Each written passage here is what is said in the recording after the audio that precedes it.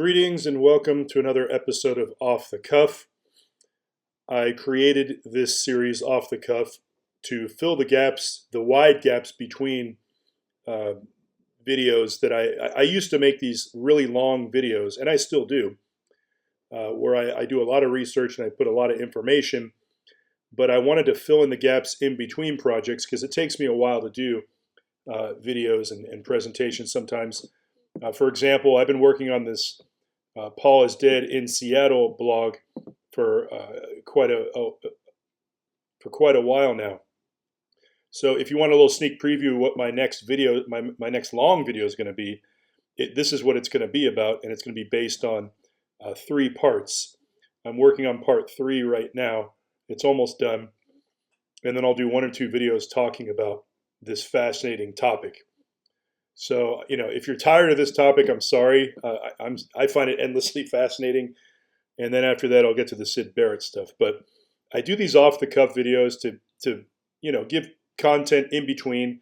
It gives me a chance to maybe take a less, academic approach to all the material and just sort of say what I think off the top of my head. So I thank you all for being patient in between the long blogs. And if you like what I do here, I of course accept donations. And I like to periodically remind my viewers that if you'd like to donate, there's a link to buy me a coffee in all of my YouTube videos. And on the written blog here, which is at batshitcave.blogspot.com, there's a button you can click, which will take you directly there. That's much appreciated. You can also email me at tinfoilhatfashion@protonmail.com if you have any comments. So I'm going to read some of the comments that I got on YouTube, and I actually got a comment on Rumble too, so I'm going to read that. And the first group of comments is mainly on my last Off the Cuff episode 45, Dylan and Judas Priest. And this one actually got a lot more views than some of my other videos. As you can see, I'm not going to pretend I'm like some big shot. I don't get a lot of views. I mean, you can see these numbers are very small. They're very humble, and that's fine. I'm glad anyone's watching what I do or listening, even though I know a lot of these are actually bots or not even humans, which is what I'm going to be talking about now. But I think the reason this one has 103 views in such a short period of time, as compared to my other videos, look at these. I mean, episode 43 only has 30 views, and that was back on February 3rd. This I just published February 24th, and it already has 103 views. I think that's because Dylan is big in the media right now. Every 10, 20 years or so, I've noticed these cycles. The news media will bring back like the 60s hippie thing. The Beatles, Dylan, Grateful Dead. And every few generations, it gets brought back, and you notice the young people get into, and I was one of those young people. A lot of the grunge thing was had kind of ties to the 60s and 70s throwback era, and I noticed that even at the time when I was in my 20s, and I liked that a lot. I thought the Doors were really cool when I was a teenager. I've talked about how I was really into them, and I guess I saw grunge as almost like a continuation. This is my generation of whatever, the 60s. It's just interesting to notice these cycles that the mainstream media and the pop culture will bring back these trends, and we will think that it's like this natural thing, like, oh, the young people are just deciding to get into Bob Dylan all of a sudden. I don't think that's the case at all. I think that it gets brought back, it gets put out, and it gets boosted by Google or whoever.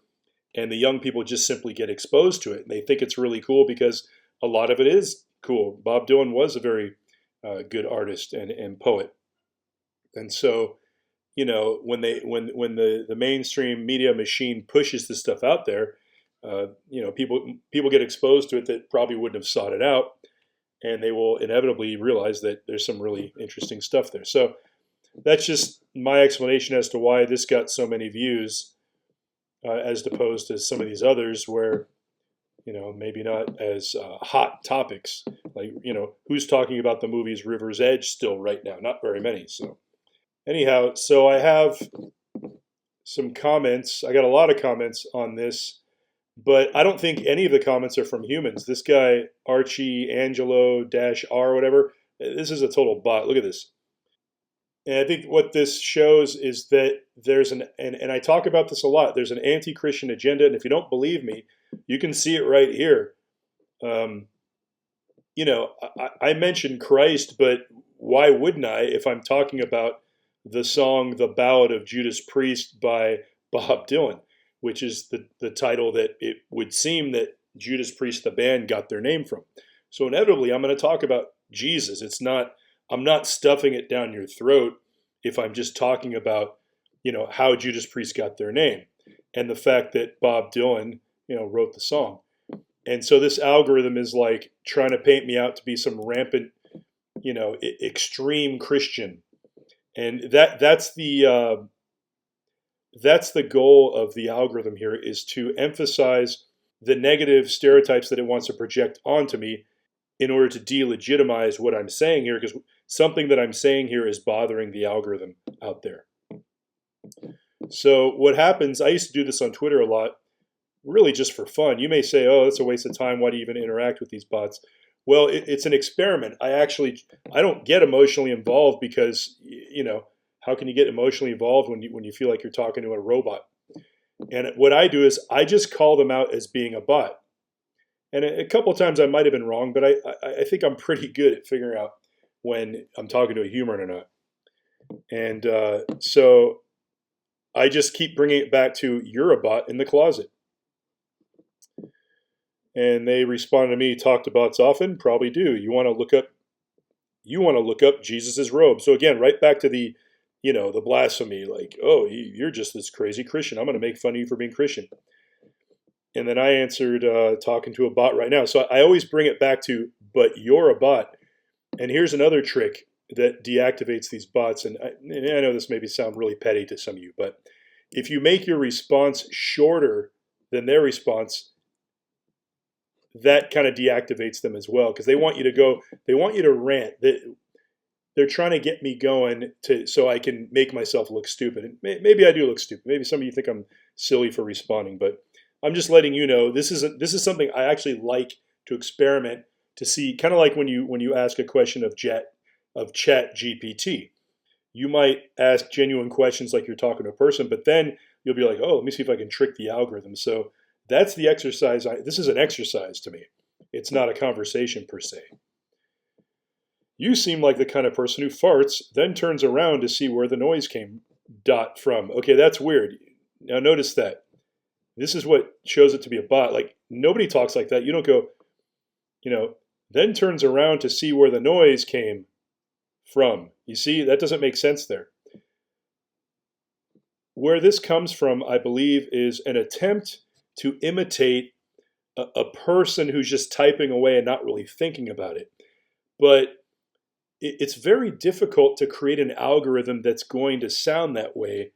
I don't know. It may not be that difficult, but if you're not using really high-end software and algorithms, the grammar just sounds weird. Like, I don't know. You can't really put your finger on it, but when a human is sort of rambling on and not worrying about punctuation and stuff, there's still a sort of human aspect to it that you can detect. But this here, it's like this period is like placed so oddly. And this isn't the only example. I'll show you a lot more. And I said, you're just sad bots can't fart. So again, I take it right back to, but you're a bot. You just keep reminding them that they're not human. And if you notice, they're not trying to dispute that they're not a bot. So I think that's because they are. So this is the one that really hit the comments really hard. DJN71.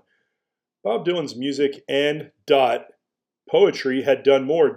You see that? It's so weird. Like the sentence ends in the middle of saying something, and then look at that. There's a capital P like it's the beginning of a sentence again, but it's one sentence. So that's a perfect example of what I'm talking about. Like bad grammar that doesn't even sound like someone who's just typing fast and not thinking about it. It sounds like someone who's being very calculated about trying to use bad grammar. Bob Dylan's music and poetry had done more, spiritually, period. There's a will to make me look like a fanatic.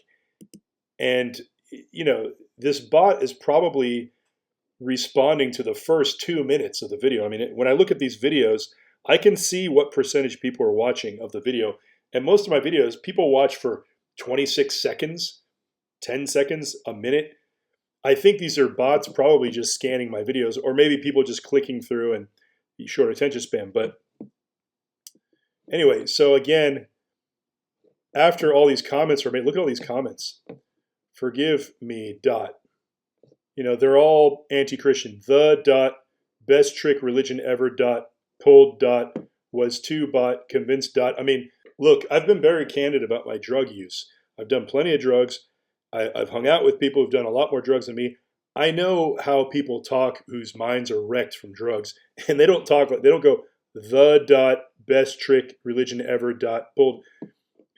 Religious MAGA is fascism. Okay, so I don't think I mentioned Trump one single time on this whole video.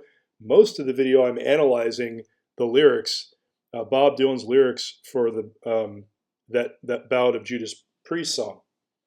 So the algorithm here, it has a set of stereotypes that they're trying to superimpose upon me. And here's the stereotypes: Christian, MAGA, Trumpy,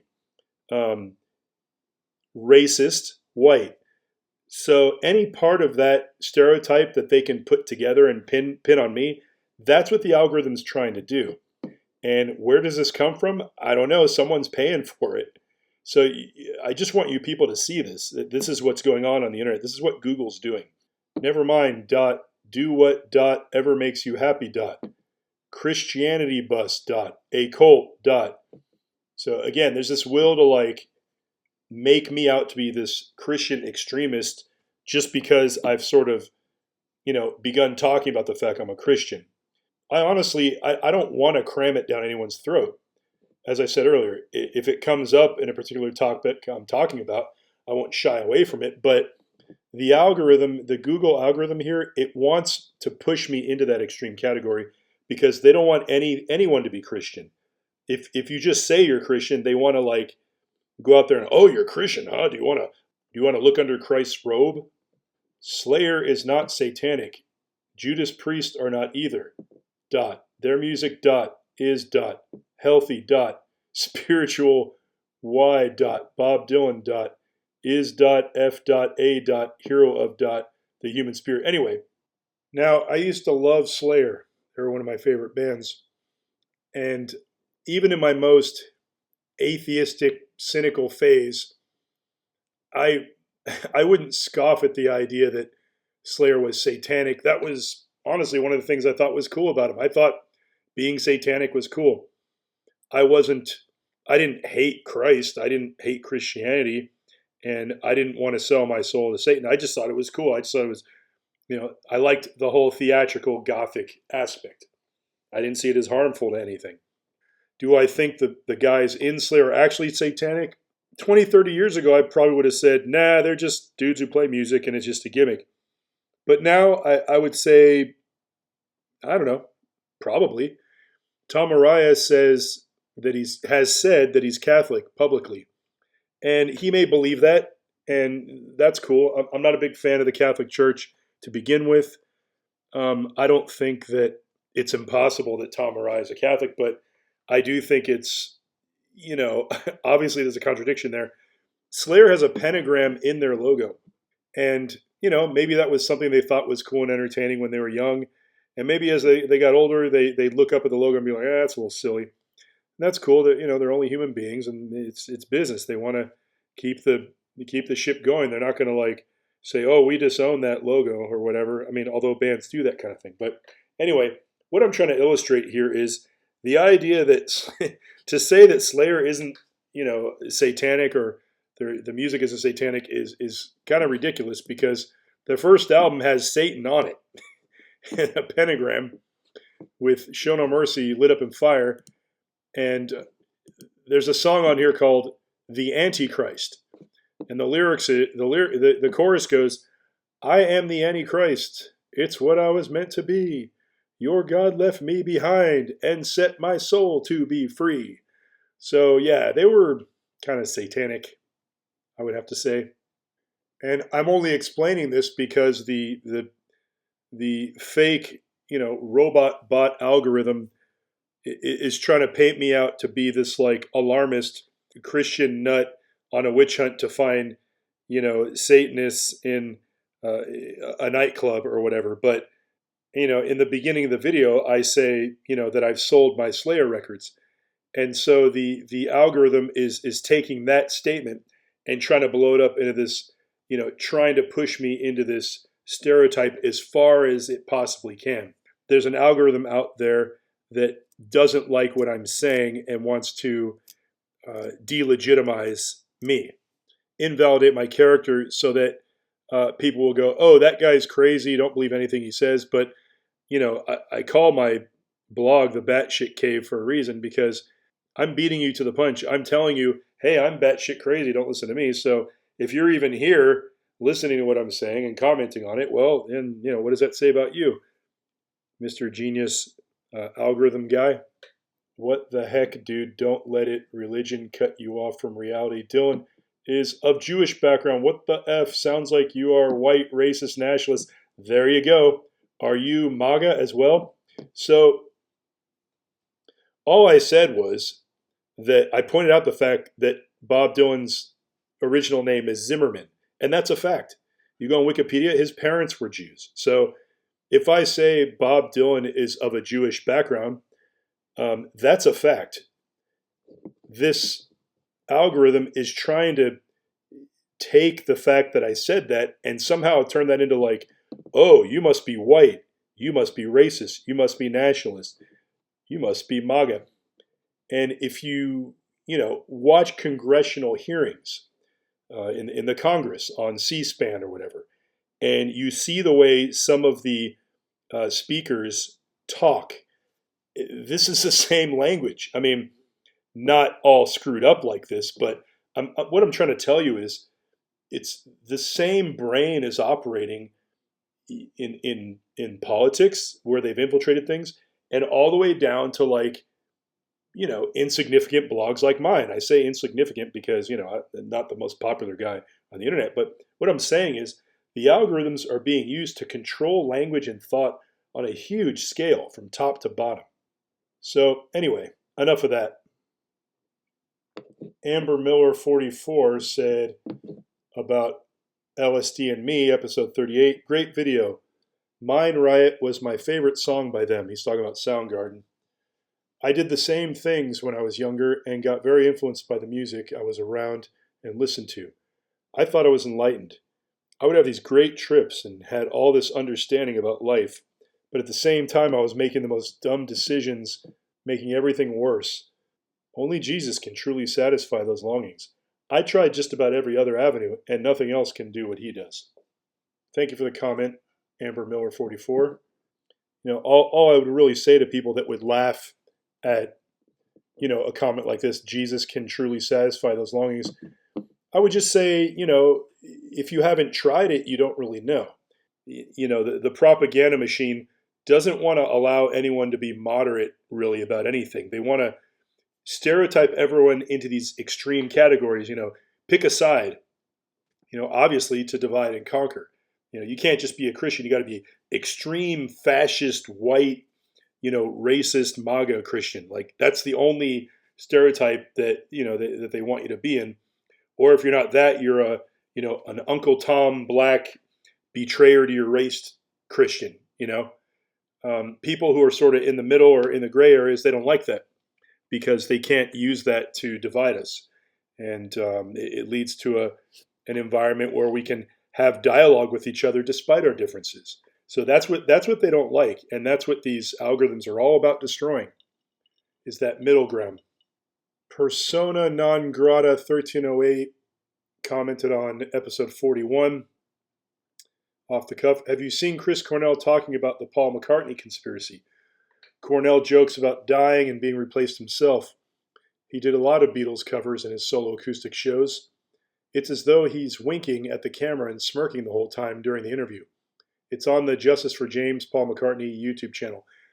I think I found the video that he's talking about, and it's kind of cool. I didn't find it mind blowing or anything. It's just Cornell joking, to the effect of letting people know that he knows about the Paul is dead conspiracy, as almost every single Beatles fan knows to some degree. Um, Obviously, most people, I wouldn't even say don't prescribe to it. They just don't even give it the time of day. They just think it's funny. It's something to laugh about. It's something to joke about for party conversation.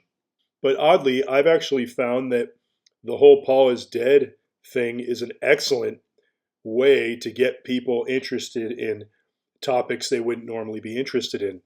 It's kind of like, I don't know, I guess you could say it's almost like a red pill. I mean, if you've read the memoirs of Billy Shears and you know this whole thing up and down, but I found people are kind of fascinated when they meet someone who knows a lot about it and starts talking about it. So I'm only mentioning that as, if you want to, go out there and try to wake people up to what's really going on, I think the Paul is dead thing is a good, sort of bridge to reach people who normally wouldn't care about, who say, I don't like conspiracy theories. I don't care. I don't want to hear it. It's a good way to draw those kind of people in, because once you get them on the Paul is dead thing, which is very compelling, once they read that book, the memoirs of Billy Shears, they might take you a little more seriously on some other stuff that they would not have previously. I am a dinosaur too. Commented on Spielberg, questionable themes and symbolism. I just found your channel tonight and I really love your content. Thank you. I am a dinosaur too. Appreciate that.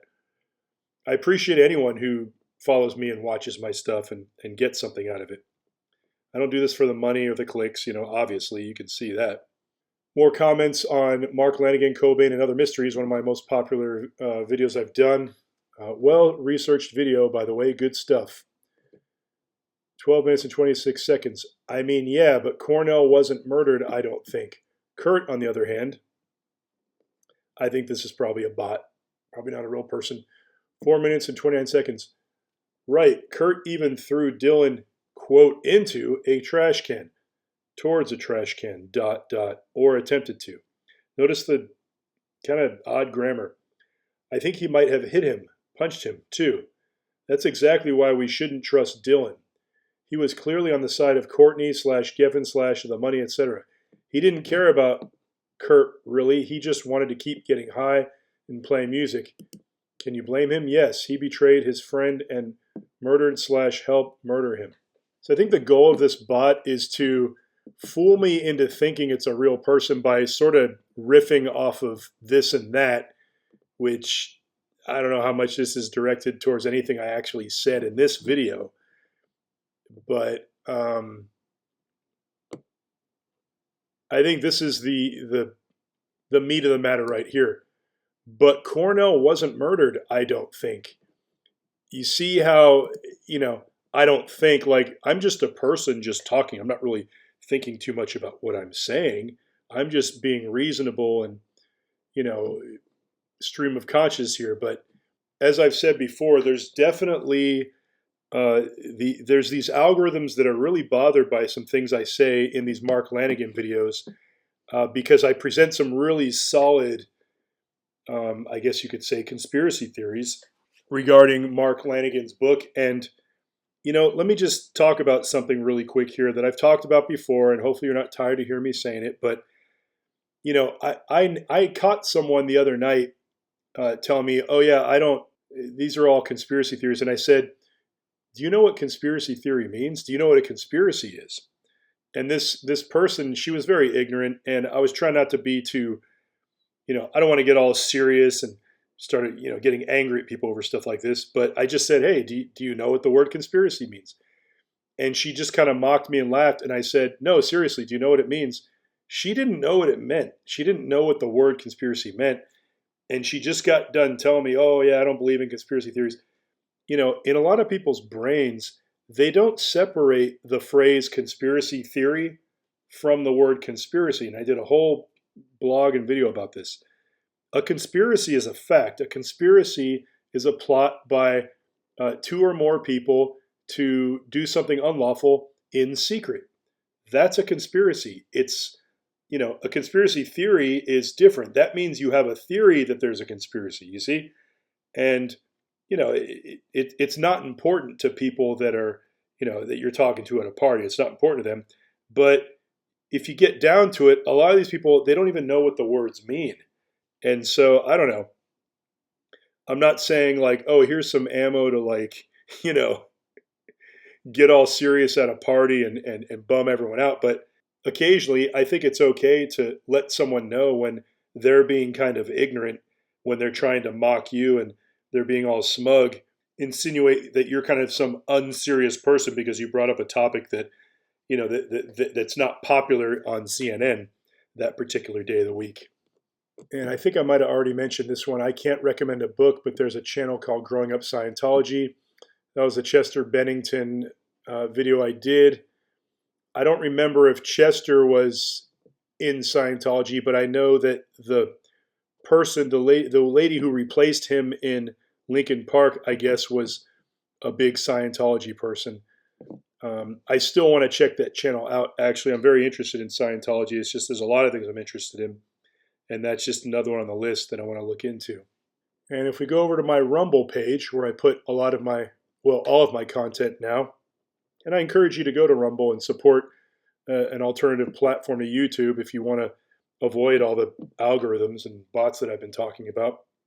Although there are some similar type things going on Rumble, it's just not as bad. This person commented on my Dimebag Daryl, a look at the evidence part 2 video. It said, all the chances to stop this dumb shit from happening and nobody did a goddamn thing. Yeah, I think this person is referring to the fact that Nathan Gale, there's all this stuff that he did before he got to the front of the stage and shot Dimebag Daryl. And not many people realize how many things occurred before Nathan Gale got to the stage, including shooting, I think it was Paluska, one of the stage managers or something. He shot someone before he even got to Dimebag Daryl. He also went to the middle of the stage and then got off the stage and then got back on. And this was all being done while he was supposedly being chased by security. So I don't know. This was an inside job, if you ask me. And if you watch my videos and read all my blogs on this topic, I think you will find a pretty compelling case for that. I use the actual official report. I'm very proud of this. This is one of the first big projects I ever did. And I think that anyone, who's a musician, a fan of Dimebag Daryl should know about this, should know more about what actually occurred there that night at Alrosa Villa. So thanks for the comment, Dylan G919. And I actually got a really good comment on my video about Queensryche, or my blog, my written blog about Queensryche, which is another one I'm really proud of because I don't think anyone else has really written or talked about Queensryche the way I have. And, I'm slowly but surely putting together pieces of a puzzle that I think go from EMI in England into Seattle and Queensryche and Boeing and some weird shit going on there. I'm putting this puzzle together, and the Paul is Dead series that I'm doing now and the video that I'm going to put up soon is going to tie into this a little bit. Anyhow, Friend of the Mutants commented on the February 24th. Interesting analysis here. Queensryche always seemed like an odd band to me. Before I even knew which kind of music they played, it seemed like their name just crept in on places. A small correction to the analysis, unless my sources are incorrect, is that Queensryche did play in their local circuit, but under their previous name and without Jeff Tate. So maybe he wasn't implying they never ever played live before signing with EMI, just that he didn't. The push by both Kerrang and EMI remains odd at best. I also find it interesting how they had those levels of production and budget for their music videos during their Mindcrime/Empire era when a similar band like Crimson Glory couldn't. Weirder also how both band have so many similarities. Both had a batshit crazy frontman, Tate and Midnight. Both changed, didn't settle on a band name until recording their first LP. Both tried going mainstream in the 90s. Queensryche obviously fared way better. Ironically, the more obscure band is the one with a member death, that being Midnight. I don't know what Midnight is. I guess that's a member of Crimson Glory, which is, I believe, the band that Todd De La Torre came from, the current singer for Queensryche. I'm ashamed to admit I never checked out Crimson Glory as much as I would like to have. I heard about them even before Todd joined Queensryche. They were kind of in that power metal category.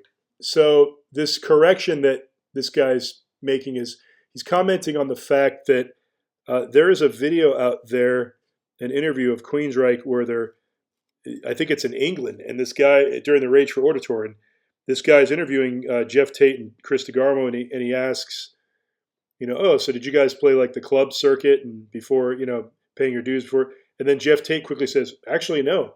Our first show was opening for Dio for thousands of people. And so that's what I was commenting upon. I wasn't saying that Jeff Tate and the other members of Queensryche never played the clubs at all.